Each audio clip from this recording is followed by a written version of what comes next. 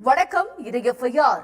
நாட்டின் பல்வேறு இடங்களில் நிகழ்ந்த குற்றங்கள் மற்றும் அதன் பின்னணி பற்றிய தொகுப்புகளை பார்க்கலாம்.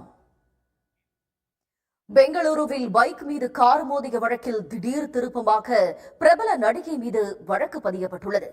காரை வேகமாக ஓட்டி விபத்தை ஏற்படுத்திவிட்டு நிற்காமல் சென்றவர் 20 நாட்களுக்கு பிறகு திருப்பமாக பல்வேறு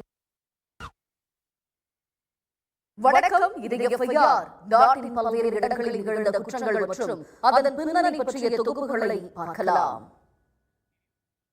பெங்களூருவில் பைக் மீது கார் மோதிய வழக்கில் திடீர் திருப்பமாக பிரபல நடிகை மீது வழக்கு பதியப்பட்டுள்ளது.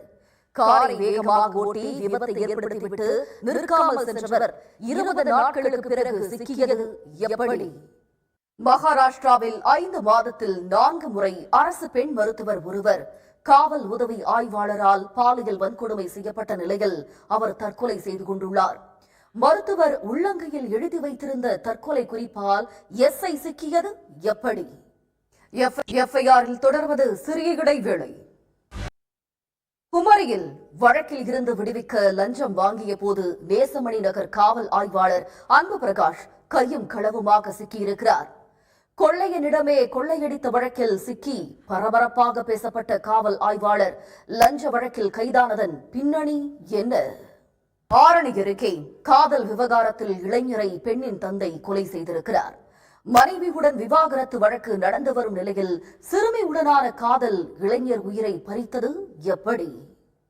ஆந்திராவில் ரயிலில் சீட் உறுதி செய்வதாக கூறி டிக்கெட் பரிசோதகர் இளம்பெண்ணுக்கு பாலியல் தொல்லை கொடுத்த சம்பவம் அதிர்ச்சியை ஏற்படுத்தியுள்ளது.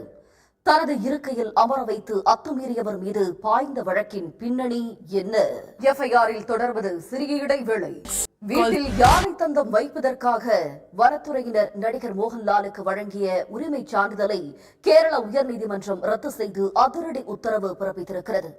10 வருடங்களுக்கு மேலாக மோகன்லாலை விடாமல் துரத்தும் வழக்கின் பின்னணி என்ன? திருவாரூர் அருகே பிரேக்கப் செய்வதாக கூறிய காதலி கண்முன்னே காதலன் குளத்தில் குதித்து தற்கொலை செய்து கொண்ட சம்பவம் சோகத்தை ஏற்படுத்தியுள்ளது. எஃப்ஐஆர் நிறைவு பெறுகிறது. நன்றி, வணக்கம்.